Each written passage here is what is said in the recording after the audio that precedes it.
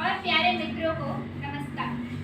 मैं कशिश थदानी आज हमारे भारतीय संस्कृति, हमारे धरोहर की संरक्षण के ऊपर कहना चाहती हूँ। तो शुरुआत में करूँगी एक प्यारे से गीत के साथ जो हमारी संस्कृति को बहुत ही अच्छे तरीके से दर्शाता है। जब ज़ीरो दिया मेरे भारत ने मेरे भारत ने दुनिया को तब गिनती आई।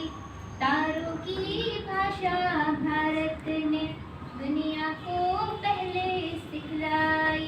देता ना दशमलव भारत तो यूं चांद पे जाना मुश्किल था। धरती और चांद की दूरी का अंदाजा लगाना मुश्किल था। सभ्यता जहाँ पहले आई, सभ्यता जहाँ पहले आई। पहले जन्मी है जहाँ पे कला, अपना भारत वो भारत है जिसके पीछे संसार चला और आगे बढ़ा। ये गीत ऐसा है जो खत्म ही नहीं होता। हमारी देश की संस्कृति इतनी बड़ी है, इतनी अद्भुत है कि उसे सिर्फ शब्दों में हम बता नहीं सकते। लेकिन क्या आपको ऐसा नहीं लगता कि आज हमारे भारत देश में हमारी युवा पीढ़ी के सामने इस संस्कृति का महत्व धीरे धीरे कम होता जा रहा है? इस टेक्नोलॉजी और डिजिटल युग में वो अन्य संस्कृतियों से काफ़ी ज़्यादा प्रेरित हैं। हर एक संस्कृति में कुछ न कुछ अच्छी बातें होती है जो हमें अपनी संस्कृति में लानी चाहिए, लेकिन उसे लाते हुए हमें अपनी संस्कृति को नहीं भूलना है।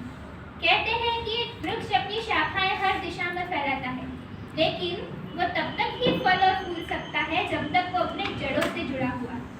उसी तरह हमारी भारतीय संस्कृति हमारी जड़ है और हमें इससे जुड़े रहना है, और इसके लिए इसकी सुरक्षा करना बहुत ज़रूरी है।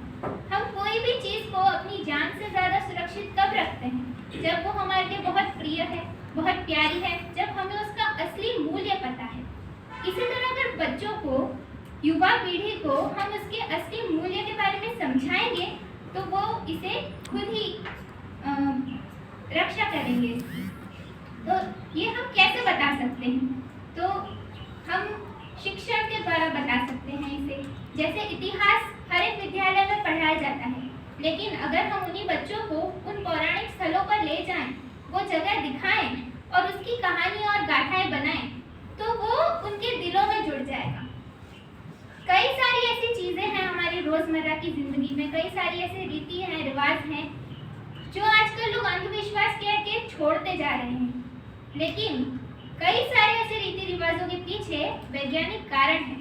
अगर हम बच्चों को वो कारण समझाएं तो वो उन्हें याद रह जाएगा, क्योंकि आजकल सबको तर्क की बातें ज़्यादा समझ आती हैं। तो अगर वो दिलों में बसेगा तो अपने आप उसकी सुरक्षा होगी।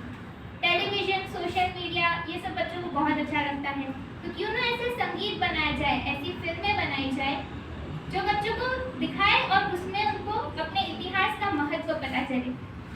तो इससे उनमें महत्व, अपने संस्कृति को बचाने की भावना पैदा होगी।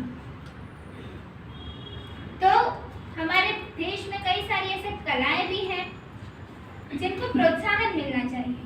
कई सारी भाषाएं हैं, जैसे शिक्षा नीति कहती है कि अलग अलग भाषाओं का समन्वय होना चाहिए, जिससे बच्चों को अपनापन लगे और अलग अलग विविधताओं का पता चले। अंत में मैं ये कहूँगी कि भारत सिर्फ एक शब्द नहीं, भारत एक भाव है। अनेकता में एकता का भाव, महात्माओं की जन्मभूमि का अद्भुत प्रभाव, विविध भाषाओं और कलाओं का संगम है ये। अलग अलग पुराणों और धर्म ग्रंथों का समन्वय है ये। इसकी महानता को हमें बचा कर रखना है। धन्यवाद।